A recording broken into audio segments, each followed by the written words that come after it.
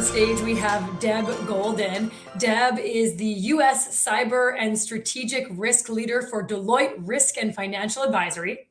She's focused on solving the most complex cyber challenges.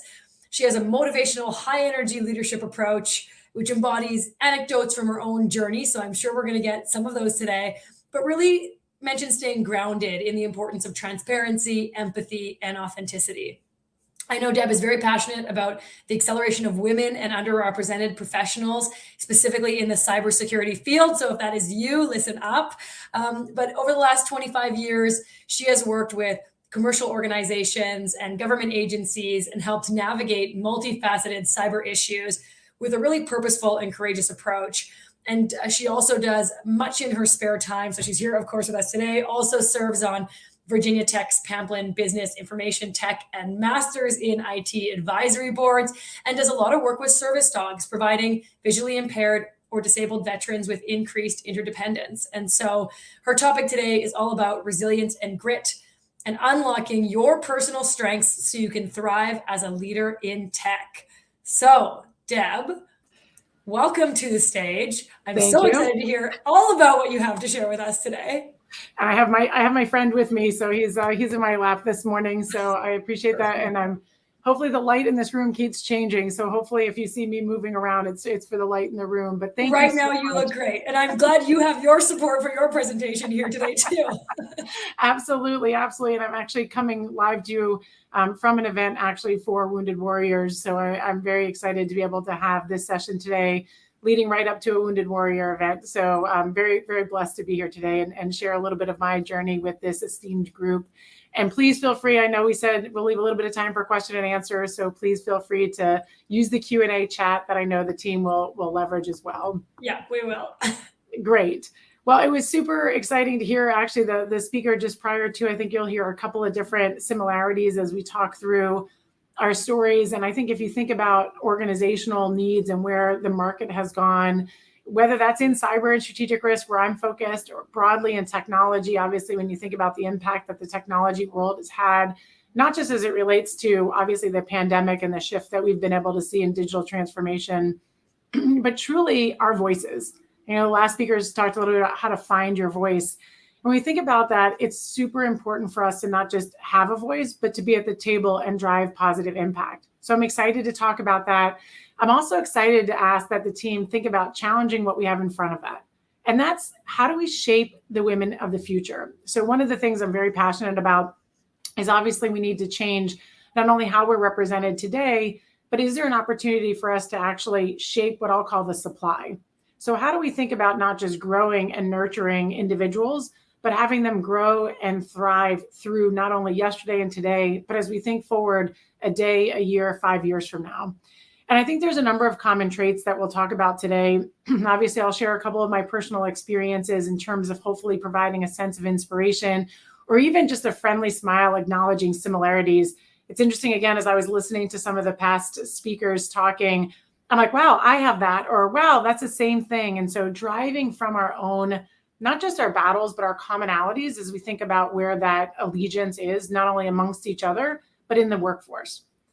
Excuse me.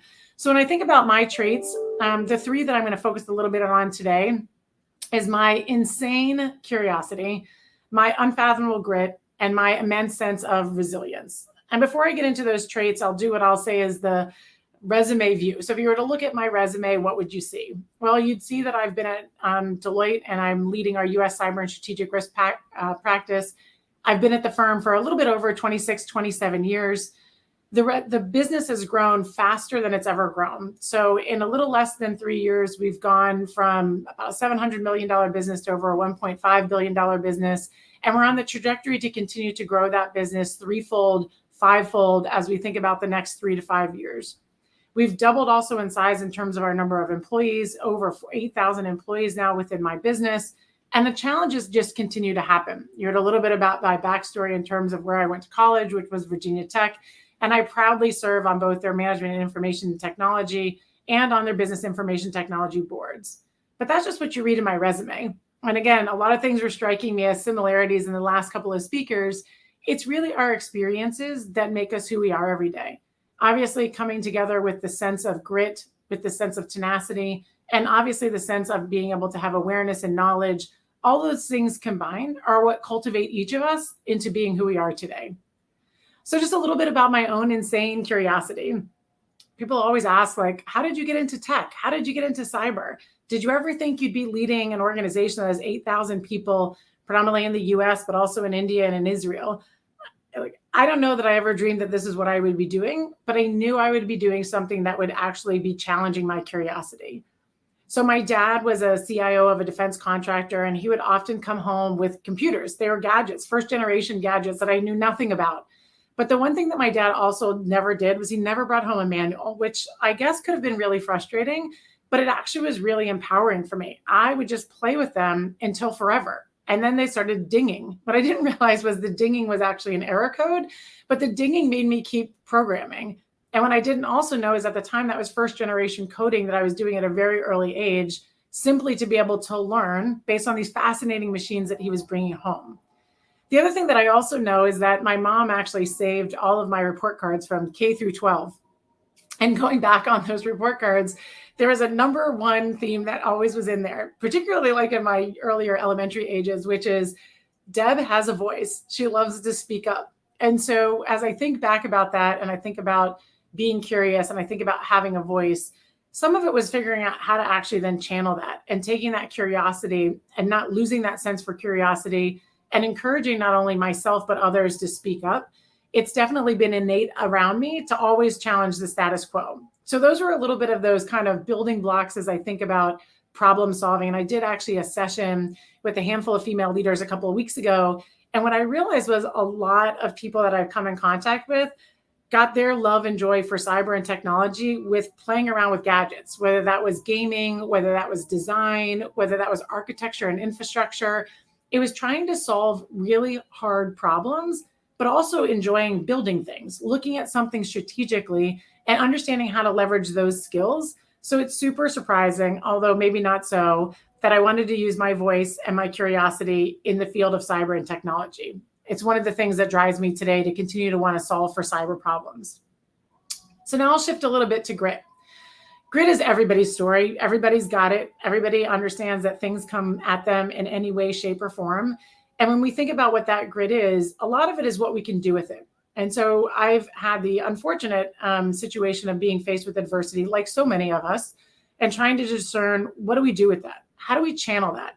And candidly, do you even know at that time what that grit actually means for you? And so I can't say that it happened overnight. And I certainly can't say that it just was something that all of a sudden I was like, wow, I didn't realize I had that strength. But through time and quite a bit of self-reflection, I realized quite a bit of importance around grit and what that means, and very specifically dealing with life or death situations. So for me, there's two different situations that really drive home to me in terms of this notion of grit. One is when I was young, my mother passed away after a 4-year battle with both breast cancer, and then ultimately died from pancreatic cancer. And nothing can ever really prepare you for losing a parent, particularly when you're a teenager, when you're going through all the normal things that would be, quote unquote, living the life of a teenager. At the same time, I was her number one caregiver. So I was also responsible for her going to treatment and surgeries and just being there for her at home. While at the same time, she had a very, very big sense of purpose with me. She taught me that no matter what I would do to go finish school, her number one thing was, you will go to school and you will drive yourself and you will not rely on someone. And she didn't mean it at the time. I didn't know what that meant. And it meant having that sense of curiosity and making sure that you have the strength within yourself. And what I didn't realize at the time is how much strength I gathered from her. And one of the things that, unfortunately, when she passed away, I had to learn was, how do I actually move forward? When dealing with anyone's death, you obviously have quite a bit to have to process. Again, at that age, particularly in your formative years, you think about what to do. And again, didn't always get it right, but I had to navigate my personal life. I had to navigate, how do I compartmentalize in certain days? I had to navigate, how do I just make it one step at a time? And I was able to make it through that time. And what I really realized is I was actually really good at remaining calm in the face of chaos. And I'll give you an example of how that fared, because it really came out, to be honest with you, in a situation when I was running through the airport with a colleague. This was several years ago now. And he literally looked at me one day and he goes, "Deb, He goes, you're running through the airport. He goes, you've got us focused. You know where we're headed. He goes, how are you so calm some days? I've also seen you in front of Congress. I've seen you in front of presidential hearings. You have got a focus on how to get us through the chaos. And it really ignited a light bulb for me, because I left that day from that airport. We made our flight. And I was like, let me think about this. And the one thing I would encourage all of us as we think about grit is how we actually understand what that grit is and put ourselves into situations. And so when I was able to figure out that I actually was really good at dealing in chaotic and crisis times, and if you think about cyber events, or you think about things that happen in the world of cyber, it is always pretty chaotic. There's always a new adversary. There's always something happening. There's always breaches occurring, no matter where and when and how they are. We're also solving problems that never existed before. It's fairly chaotic, but it's also what drives me. It drives me to understand that I know I could take myself out of the situation, see the long term, and actually solve for that challenge. When I realized that I had that strength, and I had that strength due to my mother, I started saying, wow, I'm really going to go dive into that strength and learn a little bit more about that. I had the other unfortunate second experience happen when I myself almost died about 10 years ago. I have a fairly severe autoimmune disease, which at the time didn't realize. One of the only challenges that I was told is I was really tired. And I was really tired. Doctors had told me, it's just the work you do, or it's just really, really hard to look at being active and doing so many things in the line of work that you do. And I said, no, something's still not right. And lo and behold, something wasn't right. And after several months of going to several different doctors, and an underlying theme here is be sure to absolutely advocate for your health. I actually did uncover a very severe autoimmune disease that would have ultimately led to my death at the time. Now, thankfully, I'm in complete remission and I'm stronger because of it. But it was yet another scenario that helped me pull on that version of my grit. And whether it was consciously or subconsciously, enabled me to literally not only be strong in that moment, but lead to a stronger version of myself on the outside of that moment. And so again, one of the things that I know because of that grit is one of my superpowers really is to be calm under chaos. And when I think about what the art of the possible is and being able to strategize around that, I do really find opportunities. And again, whether that's cyber, whether that's technology, whether that's evolution in the business, whether that's looking at acquisitions and evolution of our capability, it really is looking at how we can solve something differently, because everything is possible, particularly when you don't know if you're going to live another day. And then lastly, I'll talk a little bit about resilience. Obviously, resilience is tied pretty closely in with grit, and tying into that and where we can be resilient. I know we heard a couple of the other speakers talk about resilience, particularly being authentic and transparent. And what does that mean? Obviously, I talk quite a bit about my experiences, both with my mother and myself, as well as the things that are absolutely passionate to me and the teams and the people around me. None of us could be successful if not for one another. And I do fundamentally believe that it's about helping one another. I enjoy being a very servant leader in terms of being there to not only protect my teams and my leaders and my colleagues, but also my clients and one another. And I do firmly believe that the best way to do that is coupled with transparency and authentic style. One other thing that in terms of my resilience and things that continue to keep me energized, which he's sleeping actually on my lap right now, so don't know if you can see this black dog that's sitting on me. I am very much dedicated to giving back for diversity, equity, and inclusion.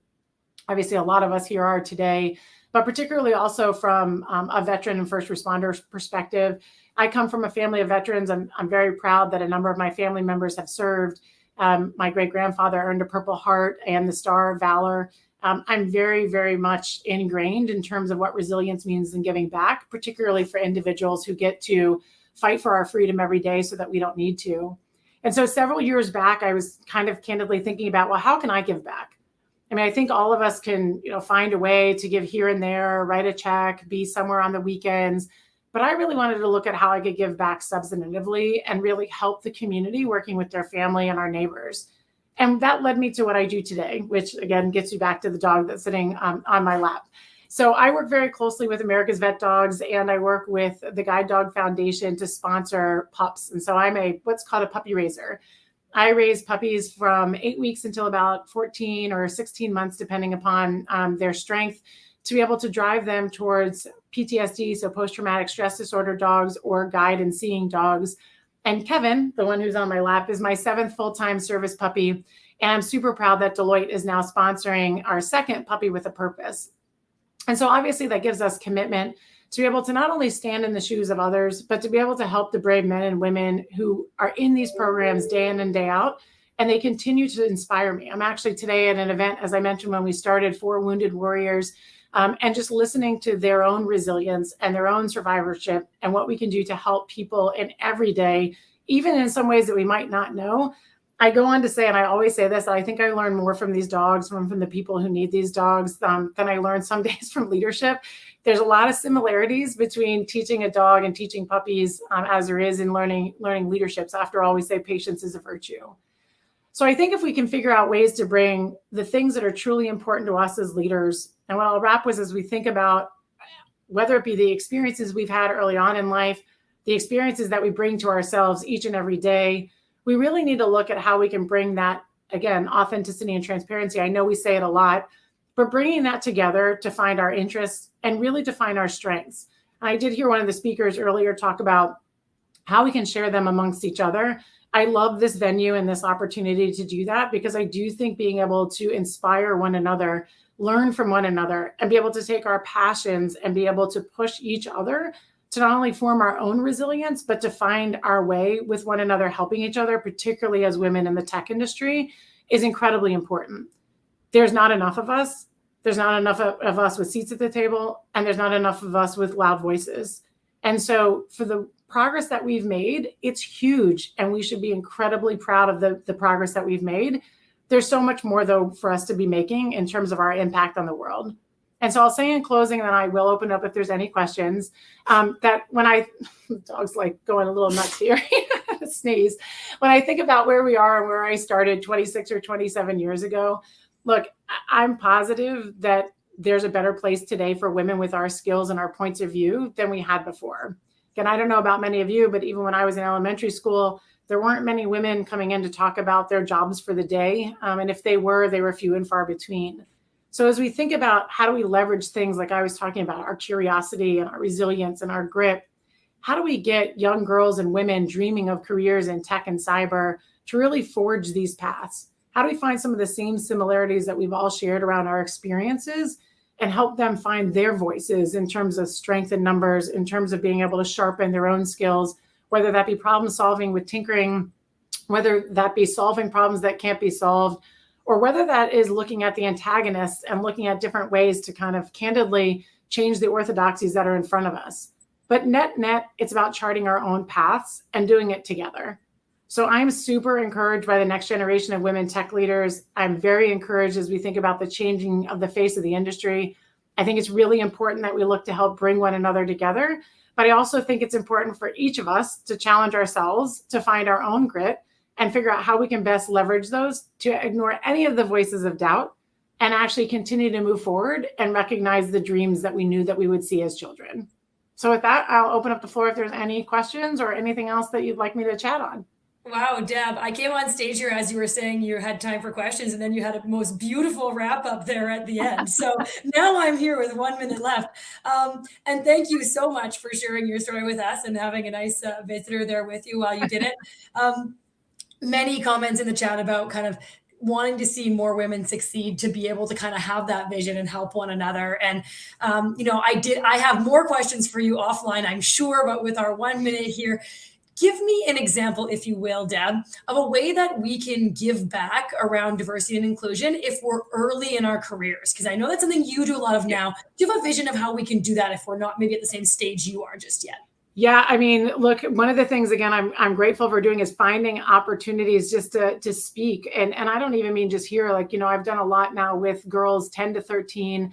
I'm very excited that I was a comic book, as I didn't even mention this, in Ella the Engineer. So I was a comic book hero. But I actually went and read to elementary schools. And so you don't have to be a comic book hero. You don't have to have your own comic, but you can go and talk to schools, or you can go and find women and underrepresented organizations where I got to tell you, I spent about an hour and a half with 3-day sessions with about 40 10-year-olds, and just listening to their curiosity. they were talking to me about firewalls and hacking. And I'm like, oh my gosh, you're 10. Like, I was like, can I sign you up to hire you tomorrow? And so I think a lot of it is really looking for an opportunity to just share, because there's so many people that want to hear your voices no matter where you are in your journey. And there's probably a lot of people just like you trying to figure out how to get started. Yep, absolutely. Thank you so much. Well said. And we will wrap with that right on the dot, Deb. Thank you for joining us today. Thank you. Good luck with the rest of your event over there. Thank you. Thank you. Appreciate it.